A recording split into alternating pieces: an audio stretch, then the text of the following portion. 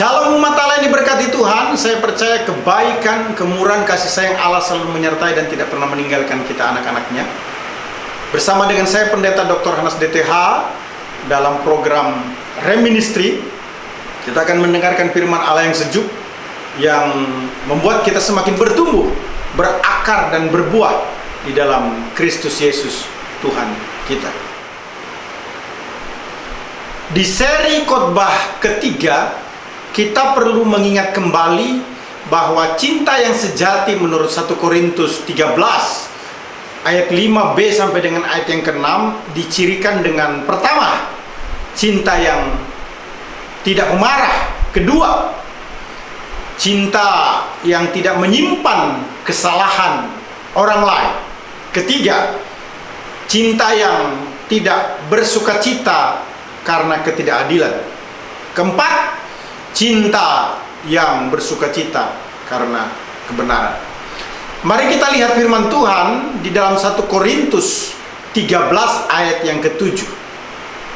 Alkitab menyatakan demikian: ia menutupi segala sesuatu, percaya segala sesuatu, mengharapkan segala sesuatu, sabar menanggung segala sesuatu. Bisa dikatakan lebih mudah untuk dipahami seperti ini: kasih menutupi segala sesuatu, kasih percaya segala sesuatu, kasih mengharapkan segala sesuatu, kasih sabar menanggung segala sesuatu. Umat Allah yang diberkati Tuhan, cinta yang sejati di seri khotbah saya yang keempat ini, kalau kita memperhatikan teks 1 Korintus 17 ayat yang ke-7, maka pertama, cinta yang menutupi segala sesuatu. Kasih itu menutupi segala sesuatu, artinya tidak menyebarluaskan kesalahan, kelemahan, kekurangan orang lain, melainkan menutupinya dengan doa syafaat untuk suatu kebaikan bagi orang tersebut. Dia mendoakan kelemahan, kekurangan orang lain secara pribadi. Itu yang disebut dengan kasih menutupi segala sesuatu. Seseorang yang penuh cinta adalah orang yang memiliki pengharapan yang besar bahwa Allah sanggup melakukan segala sesuatu, bahkan ketika situasi nampaknya berkata tidak mungkin. Tidak mungkin lagi ada perubahan, mustahil. Tapi kasih tetap mengharapkan kepada Allah sesuatu yang tidak mungkin menjadi mungkin. Sesuatu yang kelihatannya tidak baik akan bisa menjadi baik. Nah, karena itu kasih sanggup bertahan menanggung kesulitan.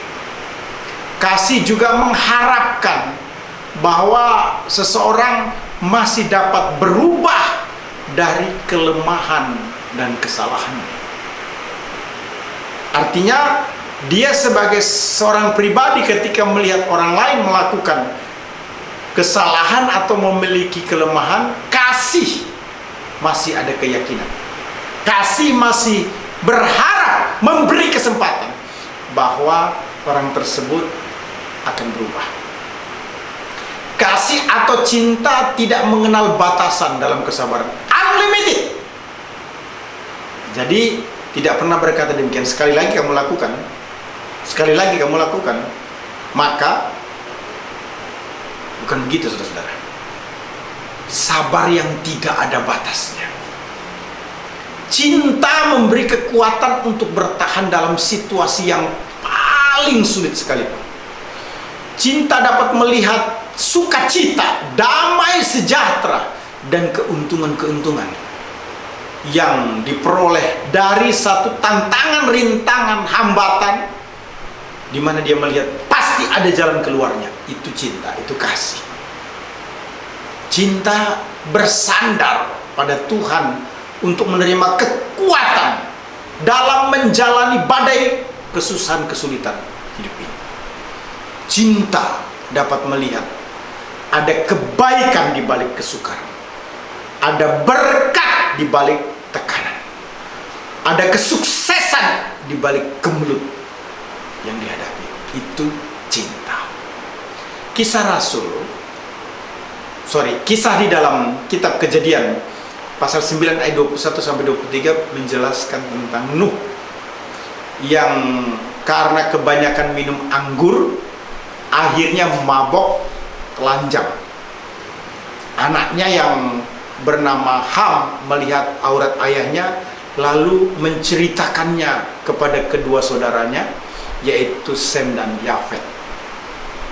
Sesudah itu Sem dan Yafet mengambil sehelai kain dan membentangkannya pada bahu mereka berdua, lalu mereka berjalan mundur. Mereka menutupi aurat ayahnya sambil berpaling muka sehingga mereka tidak melihat aurat ayahnya. Nah, dari kisah ini kita melihat respon yang berbeda dari anak-anak Nuh. Pada saat melihat kekurangan kelemahan ayahnya, Ham melihat kekurangan kesalahan ayahnya dengan respon yang negatif, menceritakannya, membeberkannya, mempermalukan ayahnya. Tetapi Sem dan Yafet melihat kekurangan kelemahan ayahnya, berusaha untuk menutupi kekurangan tersebut. Responnya positif. Dan hasil dari respon yang negatif dijelaskan, Ham tidak menerima berkat melainkan kutuk. Sebaliknya, hasil dari respon yang positif yaitu Sem dan Yafet menerima doa berkat dari ayahnya. Saudara, kalau kita melihat kekurangan kelemahan, respon itu penting. Respon yang negatif tidak memberikan keuntungan. Respon yang positif memberi manfaat keuntungan yang luar biasa bagi kita. Nah, melalui kisah Nuh itu, kita diajarkan oleh Tuhan betapa pentingnya di dalam kehidupan ini sebagai orang percaya untuk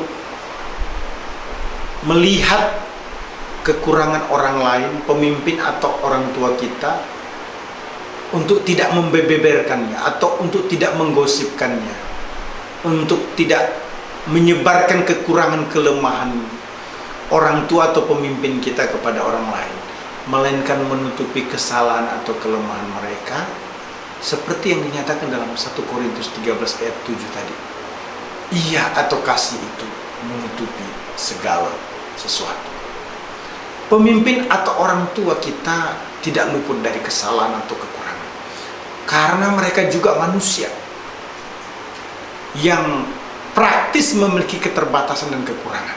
Nah, kita sebagai anak atau bawahan dari pemimpin harus mampu menutupi kekurangan pemimpin atau orang tua kita sebagai bentuk respek kita kepada mereka. Kita tidak perlu menceritakan kekurangan pemimpin atau orang tua kita kepada orang lain, tetapi kita perlu bawa kekurangan kelemahan mereka di dalam doa agar Tuhan mengubah dan menyempurnakan mereka. Bila kita melakukan hal ini, saudara, berkat Allah dicurahkan atas kita seperti yang dialami oleh Sem dan Yafet. Kasih menutupi segala sesuatu bermakna memberi respon yang positif, bukan yang negatif. Bukan mengumbar atau membeberkan kelemahan atau kekurangan orang lain, tetapi diam dan mendoakannya kepada Tuhan. Yang kedua, cinta yang percaya segala sesuatu. Kasih yang sejati itu, saudara, percaya segala sesuatu.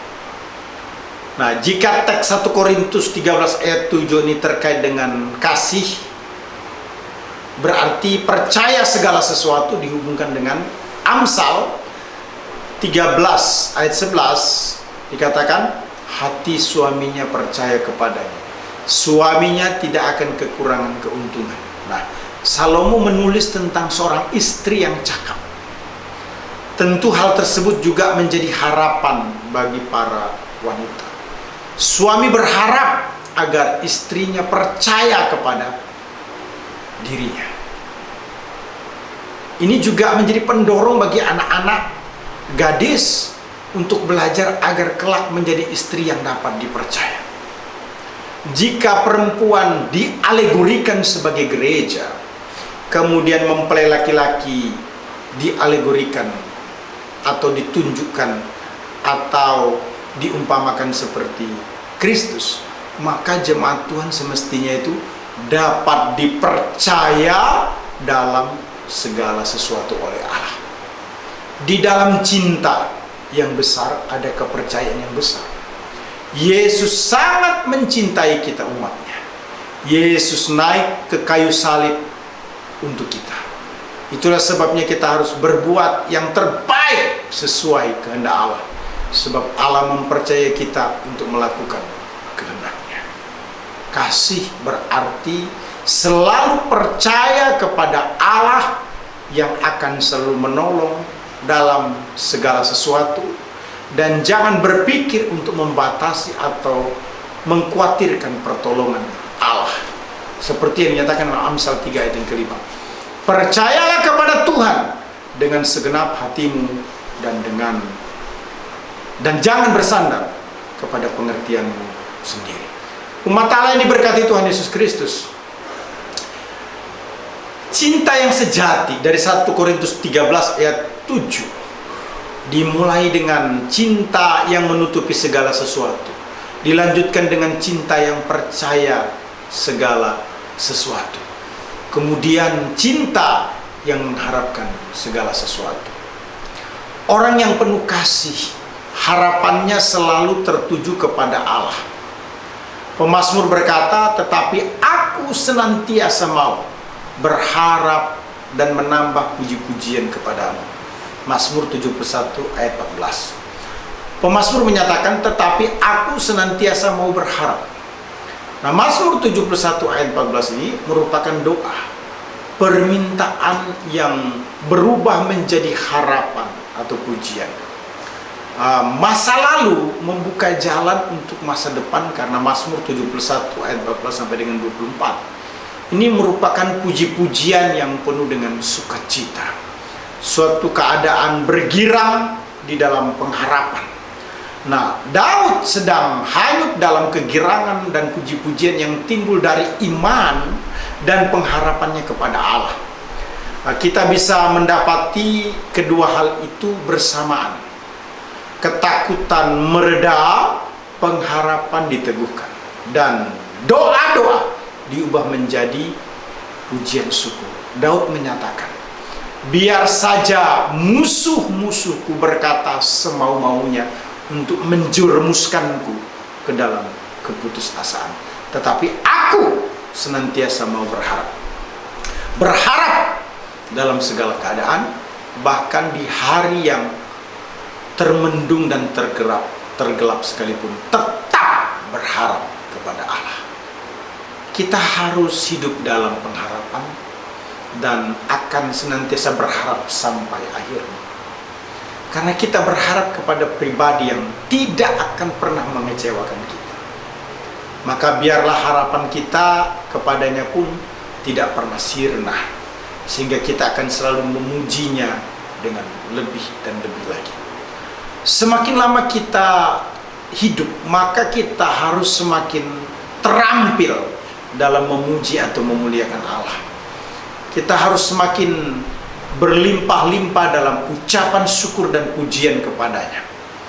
Saat kita mengucapkan semua yang bisa kita katakan bagi kemuliaan kasih karunia Allah, maka tetap banyak hal yang harus diucapkan, sebab menaikkan pujian itu tidak pernah habis-habisnya.